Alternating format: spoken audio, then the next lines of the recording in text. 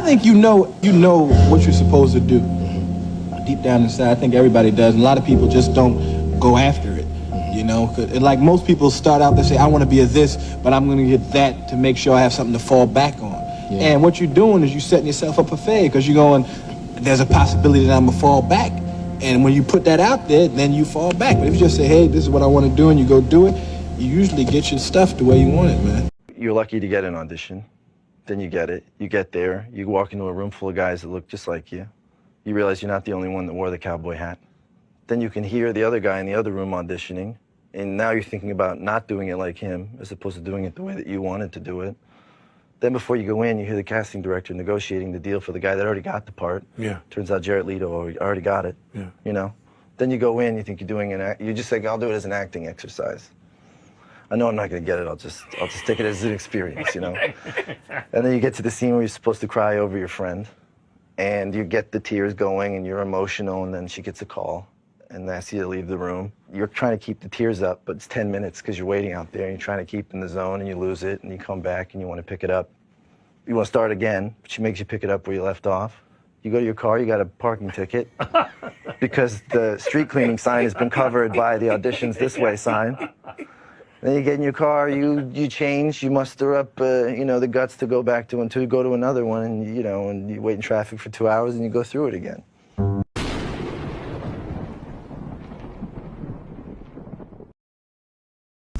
Alright, so what's up, YouTube? It's the Nice Thing here, back with another video, and this video is going to speak about truth, and that to a certain extent, everybody knows the truth. And this is something that I believe. I always believe this, just because maybe that's just how I am. Maybe it is a naive belief. Who knows? But we all know, let's take life. We all know that I understand life is subjective. The truth is subjective, even though the truth is really one thing. But also it's very subjective.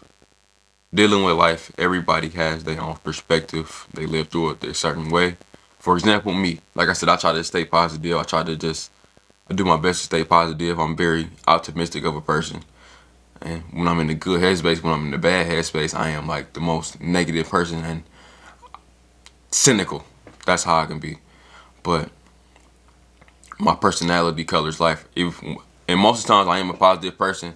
Like, I just see the beauty in everything. I like to learn. I'm like a student of life. I just love learning from everybody and learning from everything. I see everybody as myself. So the truth is always being shown to me through people. So I'm always, since I'm a student in life, I'm always open to have conversations with people, but also I'm open to having microscopes put on other people. And not for judgmental reasons, but just for learning reasons. Like, I'm very analytical like that. I'll look at somebody else and then pull a whole parallel from somebody else's life to mine, and then that gives me some type of motivation and clarity into my own situation. That's always how I've been. And with truth, that's how I've always been able to recognize truth in life. You know, it's almost like truth is like love or God in every living being on the planet. It's like it's a spot for truth in everything, just like it's a spot for love in every living, even in inanimate objects. It's a spot for truth. It's a spot for love. It's a spot for God that fits that place. And I believe that's how I always looked at it.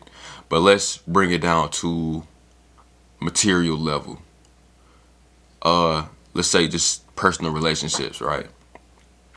I think in life, when we're trying to figure out our purpose and figure out what we want to do with our life, or even just trying to make a decision, the truth is always like, it's always very subtle, but it's always there. It's always like one of the first options. Like, oh, let's say we know this person is bad for us, but we want to overcomplicate it and make it seem, you know, our egos make it overcomplicated. We think, oh, just because they do this and that, but we overlook all the bad things some person may have done. And that clouds us. And then we allow other people's opinions to get into the mix, and then that clouds us. And then some people, like I said, some people just have, I think that's the emotions. The emotions, they really start to create these delusions. And then the crazier thing is that we start to believe these delusions. I wouldn't say that believing in delusions is bad 100%, but when it's causing suffering and it's allowing for suffering to really flourish and remain present in your life, then that's when the delusions must be annihilated. They must be stopped. And most people don't have enough mental capacity to stop these delusions. Even myself, like I have to be careful with believing in certain things or allowing my mind to really just, I have to keep my mind and my heart in check at times. I know people say the heart is always right, but like I said, sometimes your emotions can be tainted and be manipulated and persuaded, you know. So that's always how I really deemed it. And then you got these certain people that they have, let's say, and then it's another group of people where they've been lied to their whole life. They've been lied to their whole life. Their whole system is just messed up. So these people, when they come towards the truth, they don't notice the truth. Some people, I believe this is like probably like a rare few of the people that when they come to like truth, they just don't see it. They don't believe it is truth. And I mean, I think that's how a lot of people are now. It's like some people, they don't know, they have no concept of the truth just because they've been lied to. So they whole system, the way they think, the way they feel is just wrong. So that when they get hold of the truth, it's like a whole, it's like somebody reawakening their nervous system. It's like their whole nervous system is awakening, and it's like being woken up to a new world. It's like Neo waking up from the Matrix. It's like, what? Like, this is like I've been lied to my whole life. And that sort of kind of is with like the red pill and stuff. It's like of course, people don't agree with it. I mean, I don't really agree with it now. I know I was back when I was like a teenager, but as a grown man now that's really grown and got a greater understanding of life, and I live on my own. I walk to my own beat and live in my own life. I realized that, you know, the life isn't what it seems. But with the red pill, you realize that, like, damn, like I really been lied to. I've been played my whole life. I've been like chasing the wind. And when that happens, you build a lot of resentment. But just to go back to the original point of the video, that everybody knows the truth is that everybody knows the truth. I just think that people overcomplicate it.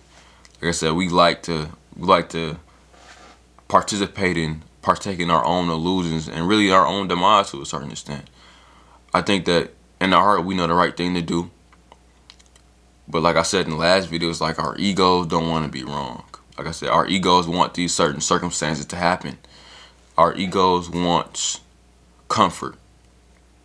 And realistically, and just living in life, you learn to use your thoughts to comfort you. You use your environment to comfort you. Use your people that's around you to comfort you in your times of need and just unrest. And it may be good short term, but long term it's not sustainable. It's not good for your mental health. It's not good for your overall success when you're seeking comfort. And really, when you avoid these type of truths, it puts you on a longer journey to where you really want to go. So the truest and just the easiest thing to do for yourself is to just take these type of inconveniences and these problems and these hiccups in your life head on. As quickly as you can. Don't waste no time. Don't allow anybody else or anything to really judge judge what you should do. I think Will Smith said in a video, like, how can you ask somebody else, or I guess somebody was asking him what he should do with his own life, and to a certain extent, of course, he's right. Like, how can you ask somebody else what to do with your own life? It's like, it's your life. Nobody can live your life for you. And what makes it harder is when you lie to yourself and when you run around believing in fairy tales, and I'm not going to say that's a bad thing all the way, but when we speak about just when we know things is problems, when we know things are messed up, when we know things must change, and you're being called to be in a comforting position, and you know you shouldn't be there, that's when the problems start to come. That's when the problems really start to really come up, when you realize and you understand that,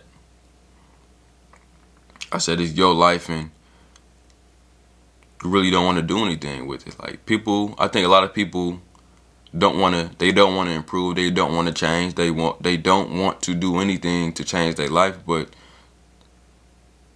only just because they just stuck in the illusion, like the illusion of their ego, to just that they don't have to do anything. But some people really want to do better and they just can't. Sometimes they just can't just because they don't know. They don't want to accept the truth. They want to stay the same. They want to be comfortable, and in a sense, that's how a lot of people's dreams die. Because they want to stay comfortable. They don't want to drop the ego. They don't want to drop the illusion that's in their mind. They don't want to give up that comfort. Even me, I have a hard time giving up my comfort just because of bad habit. But I know that that's keeping me from where I need to go. Me still participating in illusions that been going, but I'm only entertaining them because I got a fear of the next move I got to make. And of course, deep in my heart, I already know that the truth of the matter is, I gotta drop these illusions. I gotta drop the ego because the ego is stopping me from doing where I need to go. Well, it's stopping me from going where I need to go. And every time I had those moments, I drop the ego and I'm like, I'll be like, damn, like if I would have did this sooner, like I said, I would have been farther. Like even with YouTube, I realized that if I would have just, instead of being overcomplicating, put my emotions into it and really worrying about if I was gonna make it or not, if I was just posting and did whatever I felt like doing, what I love doing, I probably would have been somewhere. Unconsciously though, like if I would just try my hardest, of course kept the goal in mind, I would be way farther with my life. But with me being over emotional about it, overcomplicating things, and becoming discouraged every couple months and every year, I realized that I took the longer path when I could have took a shorter one that with less resistance. So yeah, the goal is to always try to fight past these illusions, fight past the resistance that you may feel, fight past the urge to tell people things because people's opinions and your life can't really help you that well. I'm not gonna say that it won't help you, but I'm saying that for the most part it won't. Some people, if they have the same or similar circumstances or they have like a parallel problem, you may be able to find some type of answer in it, but most of the times you probably won't. But yeah, take the time to really figure out what you want and what's stopping you. Realize the truth. Realize it and process it and work through it. Don't ever allow it to really stop you and keep you in a state of paralysis. Cause that's what's been happening to me. I don't feel like doing nothing. Y'all may feel it in my voice a little bit, but it's just the truth. You just don't feel like doing nothing. You don't really feel like these illusions and the ego and the resistance is just stopping you. It's like the devil trying to stop you. Like that's what it feels like. It knows you can go way farther in your life, but it just wants to stop you. It wants to stop you. It wants you to be comfortable. And the crazy thing about your ego is that when you do this, you still have to keep the ego in check. But the ego is the one will gain the material benefits of your intangibles, your intangible skills and your intangible traits. Like your willpower. Having a great willpower will greatly benefit your ego in a materialistic sense. Like I said, but that's just life. So if y'all really like my video, I appreciate y'all for coming in, watching. Y'all have a great day. Thank you.